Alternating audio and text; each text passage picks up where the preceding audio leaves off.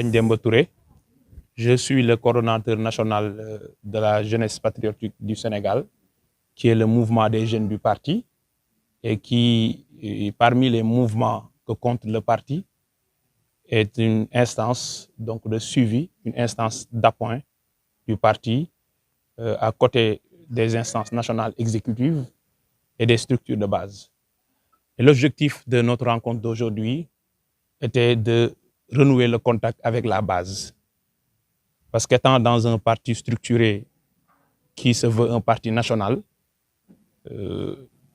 nous devons relever le défi du maillage territorial. Et relever ce défi, c'est être actif à la base. Mais être actif à la base, c'est d'éviter deux erreurs majeures. De prendre des décisions au sommet sans pour autant inclure la base dans tout le processus décisionnel. Et impliquer la base, c'est inclure les responsables et les militants à la base, tant au niveau de la planification que dans la mise en œuvre, sans oublier le processus de suivi-évaluation. Donc, c'est un style de management participatif, mais c'est une démarche co-constructive qui consiste à descendre sur le terrain, à organiser des rencontres avec les militants jeunes des départements du Sénégal pour discuter de la situation du parti, mais spécifiquement de la situation du parti dans leur département.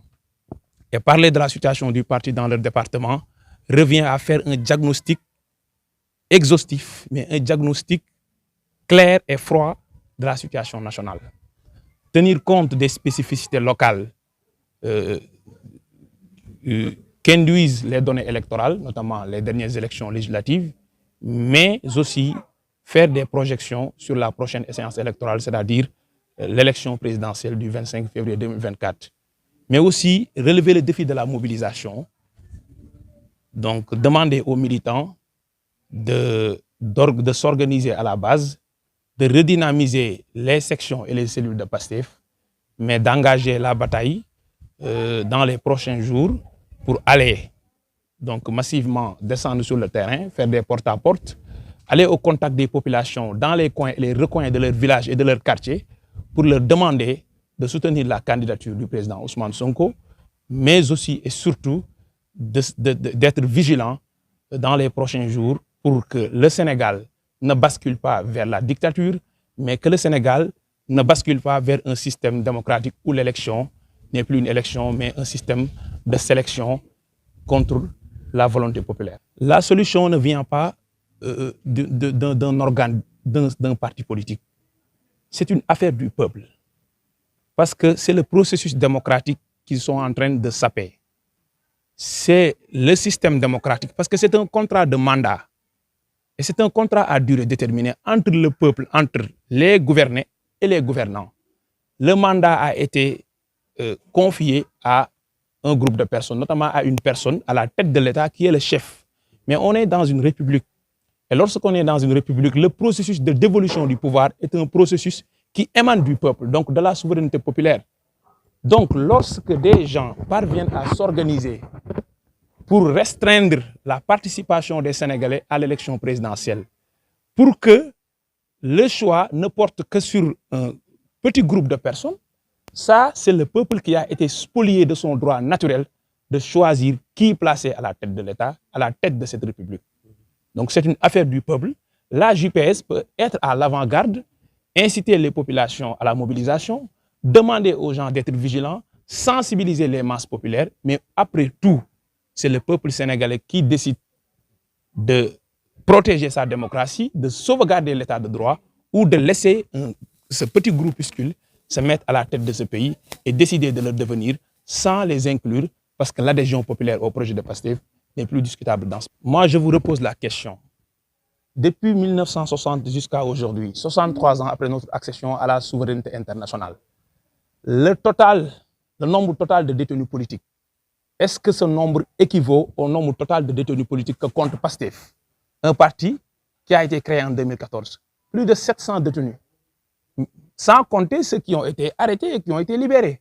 Quand on parle de 700 détenus, ce sont les personnes qui sont actuellement dans les liens de la détention. 700 détenus dans les liens de la détention. Est-ce que cela a empêché aux Sénégalais de faire retentir toutes les villes du pays par un concert de casseroles inédit dans les annales de l'histoire politique du Sénégal? Est-ce que cela a empêché à Pastef de faire en sorte que 300 000 Sénégalais s'inscrivent sur les listes électorales en un seul mois? Est-ce que cela a empêché à Pastef d'organiser des opérations de doxantu patriotique par la vente des bracelets débouchant sur la collecte symbolique de centaines de millions? Est-ce que cela empêche aux structures du parti, à la base et au sommet de fonctionner?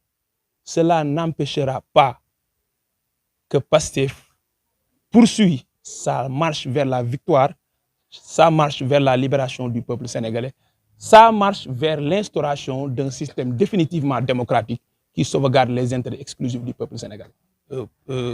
Abordé dans le même sens que mon frère Madiaw Diop, c'est une diversion. À chaque fois que le peuple se montre debout, à chaque fois que le rapport de force est aux côtés du peuple, le système a la manie, le système a l'ingéniosité de s'organiser pour offrir au peuple des gains de façade. Le peuple sénégalais s'organise pour qu'il y ait des élections démocratiques inclusives en 2024. Mais on nous offre une non-participation, une non-candidature en 2024. Le peuple s'organise contre les modifications iniques de la loi électorale, contre la confiscation des libertés civiles, des libertés et droits civils et politiques. Mais le système s'organise pour dire que, bon, je voulais dissoudre l'Assemblée nationale, mais bon, je ne vais pas le dissoudre. À chaque fois que le peuple se mobilise, à chaque fois que le peuple se mobilise, à chaque fois que le peuple a la capacité de faire face au régime politique, on nous offre des gains de façade.